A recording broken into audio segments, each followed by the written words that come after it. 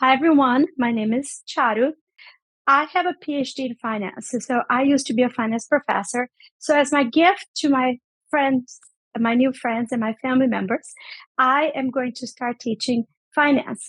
Remember, I'm not a financial advisor. My goal is to just inform you and explain to you how things work. I hope you find this useful. So here is an example. Joe versus Bob. Joe invested for only from the age 19 to 27, and he was able to collect $1.8 million, actually more than $1.863 million. And Bob started investing at the age of 27, same amount, but he invested all the way to he was 65, and he only got $1.589 million. Now, how does that work? How is that even possible? Here's the explanation. It's called compounding. I put together PowerPoint to explain this. So the main idea behind this whole thing is that $1 today is worth more than $1 tomorrow. Why? Because you can make money on money. You can make interest rate. So let's say you have $1,000 today and you can make a 10% interest rate. At the end of 1 year, what do you think you're going to have? You're going to have 1,100.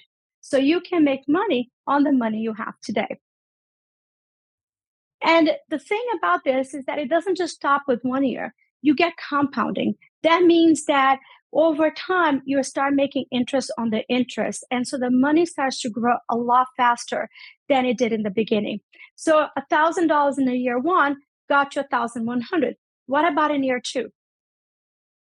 In year two, you actually end up with an additional 10% of 1,100. So that is, you make 1,210. So instead of making only $100 interest, you actually are making $110 in interest. And this process starts to grow really fast. So if you go all the way up to 30 years, you end up making a lot more interest. By the end of 30 years, you're going to have about $17,450,000. So $1,000 after 30 years is about $17,500 at the end of 30 years. Question is, how do you come up with this calculation? Well, there's two ways. One is you can use a formula, which I put it here, and you can look it up if you're interested. But the easier thing to do is to look at compounding tables. These tables are available.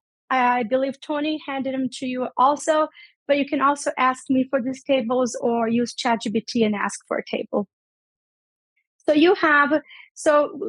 look at this table and how to read this. So let's say this tells you what $1 is going to be worth at the end of the number of years.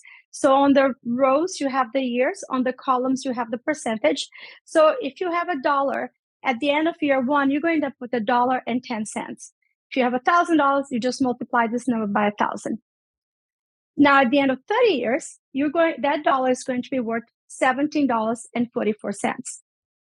Now, look how interesting it is. If you cross over from 10% to 5%, if you only made a 5% interest rate, that dollar at the end of 30 years will only be worth $4.32. What do you prefer, 17 or $4?